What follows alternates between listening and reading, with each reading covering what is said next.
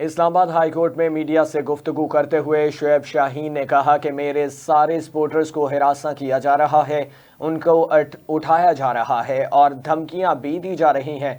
PTI रहनुमा का कहना था कि मेरा मुकाबला किसी सियासी जमात से नहीं है, मेरा मुकाबला करें, सियासी मैदान में आए, इलेक्शन लड़ेंगे तो आपके खिलाफ मजीद नफरत बढ़ेगी। उनका मजीद कहना था कि लेवल प्लेइंग फील्ड के लिए अदालत से रुजू किया है।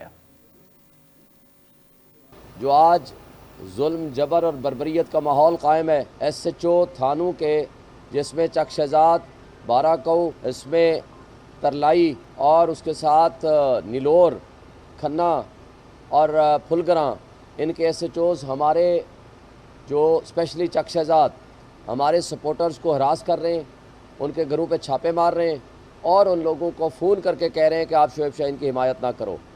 ये मैं इसकी शदीद मज़म्मत करता हूँ। मैं ये पूछता हूँ इस्लामाबाद के IG से भी और इलेक्शन कमीशन ऑफ पाकिस्तान से भी, ये मेरा वो हल्का है जहाँ इलेक्शन कमीशन की ये बिल्डिंग भी मौजूद है, सामने सुप्रीम कोर्ट है, इसी हल्के में हम खड़े हैं। ये सामने इस्लामाबाद हाई कोर्ट है, सामने सेक्रेटेरिएट है, सामने प्रेसिडेंसी है, सामने डिप्लोमेटिक इनक्लेव है। लेकिन अगर मैं सुप्रीम कोर्ट का वकील होके अपने लिए और अपने इस हल्के के लिए लेवल प्लेइंग फील्ड नहीं ले सकता, तो मुझे बता दें पूरे पाकिस्तान में क्या free, fair and transparent election होंगे।